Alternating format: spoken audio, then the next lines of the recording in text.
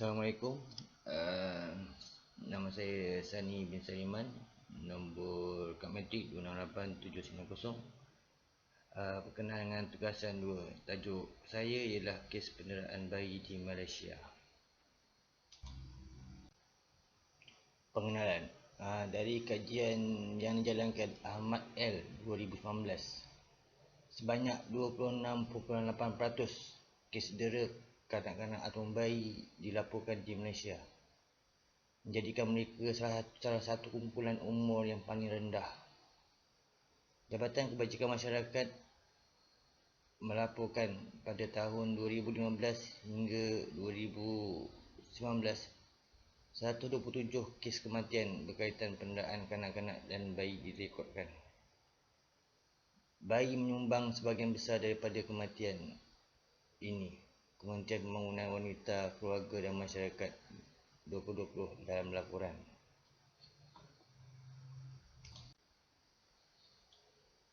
Pelbagai jenis penderaan bayi di Malaysia.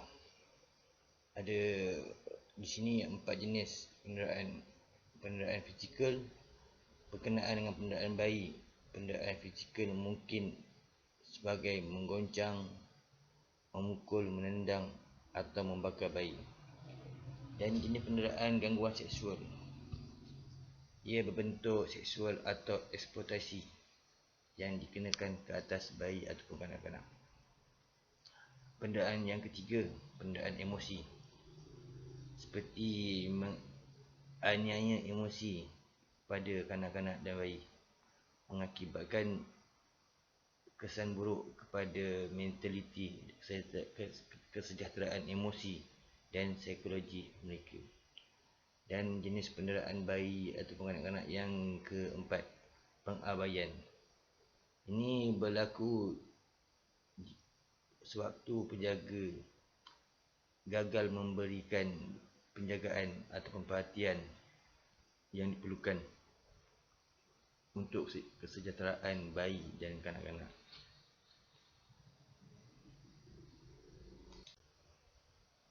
Contoh-contoh kes penderaan bayi di Malaysia. Seperti contoh kes 1, Baby Zara. Pada tahun 2018, Baby Zara alami patah tulang, lebam, kecederaan di kepala yang dilakukan oleh ibu bapanya. Kes yang kedua, bayi Adam. Ia berlaku pada tahun 2016.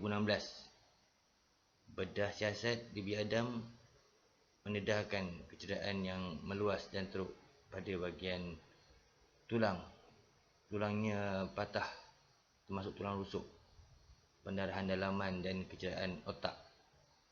Kes yang ketiga, Baby Ainul. Ia berlaku pada tahun 2020.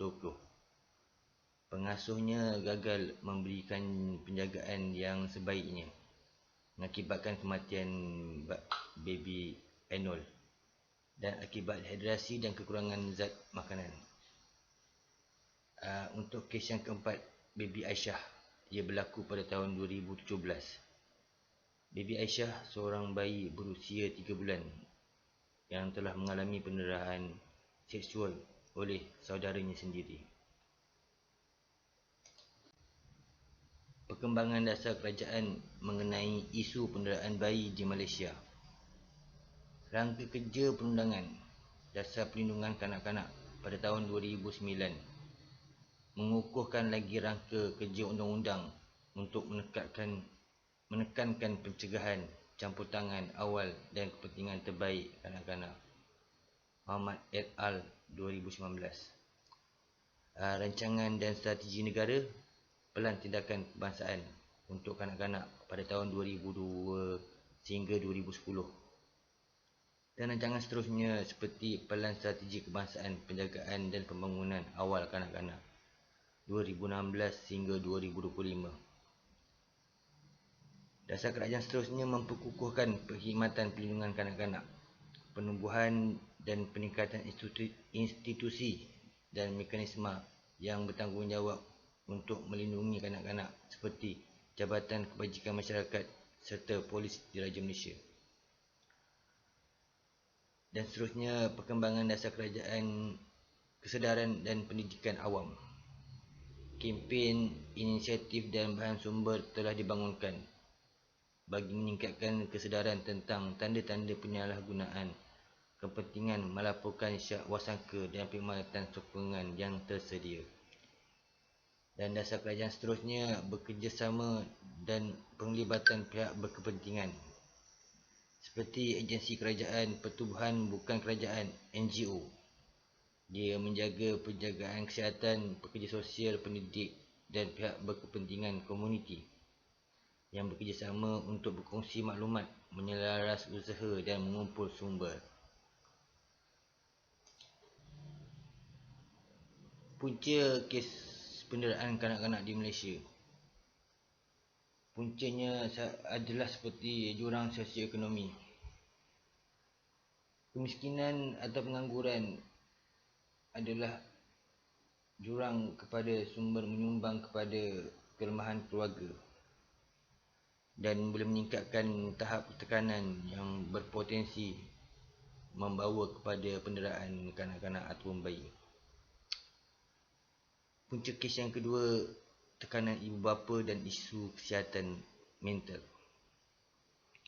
Ibu bapa yang menghadapi cabaran seperti masalah kewangan, masalah hubungan dan atau gangguan kesihatan mental mungkin lebih terdedah untuk terlibat dalam tingkah laku kesat. Dan punca kes penderaan yang ketiga, penyalahgunaan bahan. Ini berkaitan dengan dadah. Ia akan menjadikan mempamerkan pentimbangan yang lemah, tingkah laku yang tidak menentu dan penurunan keupayaan untuk menyediakan penjagaan yang sewajarnya untuk anak-anak mereka dan bayi mereka. Punca kes penderaan yang keempat, penularan penyalahgunaan antara generasi. Kitaran penderaan ini dikaitkan dengan kekurangan model peran ibu bapaan yang positif dan trauma yang tidak dapat diselesaikan. Dan punca kes penderaan yang kelima, kekurangan kemahiran ibu bapaan dan pendidikan. Pemahaman yang tidak cukup tentang perkembangan kanak-kanak dan bayi, strategi disiplin dan teknik komunikasi yang berkesan boleh menyebabkan kekecewaan dan tindak balas yang tidak sesuai terhadap tingkah laku kanak-kanak.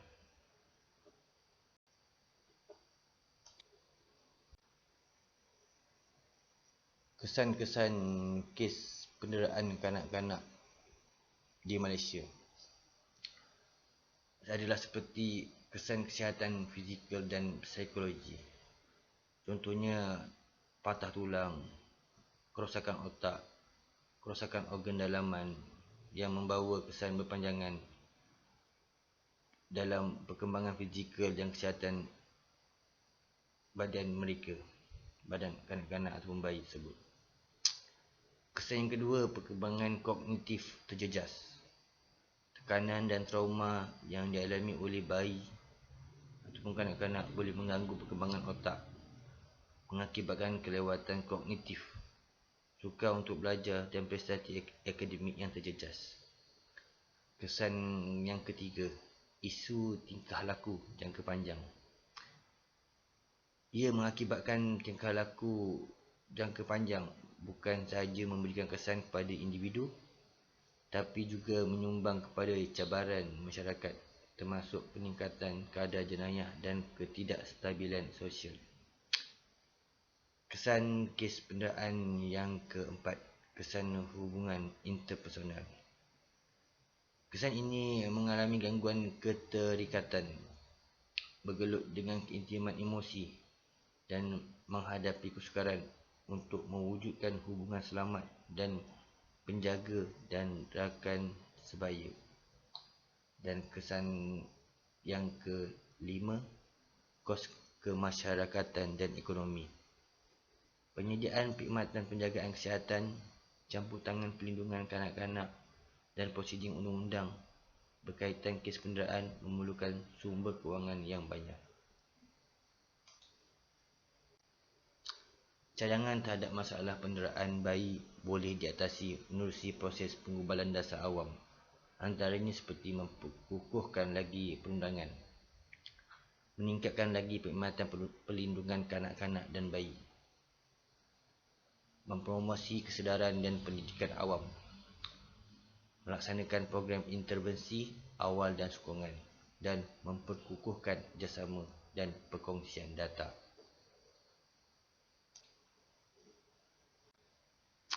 Kesimpulan dari kes ini, isu penderaan bayi ataupun kanak-kanak di Malaysia menuntut perhatian ataupun perhatian segera dan intervensi yang berkesan. Dasar awam berperanan penting untuk menangani masalah ini secara menyeluruh dengan melaksanakan strategi yang diusulkan. Malaysia boleh mewujudkan masyarakat yang melindungi bayinya dan kanak-kanak bagi menggalakkan kesedaran dan menyediakan sokongan perkhidmatan yang diperlukan bagi mencegah dan menangani penderaan bayi pada masa akan datang. Sekian, terima kasih. Assalamualaikum.